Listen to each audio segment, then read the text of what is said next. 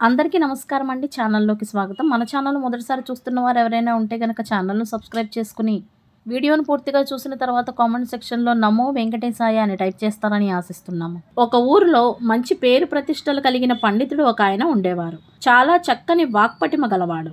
ఆయన ఆలయం ఆవరణలో కూర్చొని ప్రవచనం చెబుతూ ఉంటే వేల మంది జనం అలా కదలకుండా బొమ్మల్లా వింటూ ఉండిపోయేవాళ్ళు.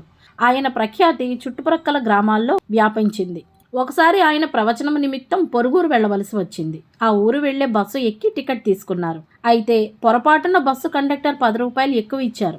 పండితుడు అది గమనించి తిరిగి ఇవ్వాలని యోచించాడు. కానీ బస్సు నిండా జనం ఎక్కి కిక్కిరిసి ఉండడంతో దిగేటప్పుడు ఇద్దాంలే అనుకుని కూర్చున్నాడు. కొద్దిసేపు తర్వాత అతని మనసులో ఆలోచనలు మారాయి. ఆ కండక్టర్ కూడా ఎంతమంది దగ్గర చిల్లర కొట్టేయడం లేదు, ఈ బస్సు కూడా ఒక సంస్థదే కదా, ఎంతమంది తినటం లేదు, నా 10 రూపాయలకే నష్టపోతుందా ఏమిటి, ఈ 10 రూపాయలు ఏదైనా దైవ కార్యానికి ఉపయోగిస్తాను అని అనుకుని మౌనంగా కూర్చున్నాడు. అంతలో ఊరు వచ్చింది. బస్సు ఆగింది. కానీ ఆయన దిగేటప్పుడు బస్సు కండక్టర్ దగ్గరికి రాగానే తన ప్రమేయం ఏమాత్రం లేకుండా అసంకల్పితంగా కండక్టర్కు ఇవ్వవలసిన 10 రూపాయలు ఇచ్చి, మీరు నాకు టికెట్ ఇచ్చేటప్పుడు ఈ 10 రూపాయలు ఎక్కువగా ఇచ్చారు అన్నారు.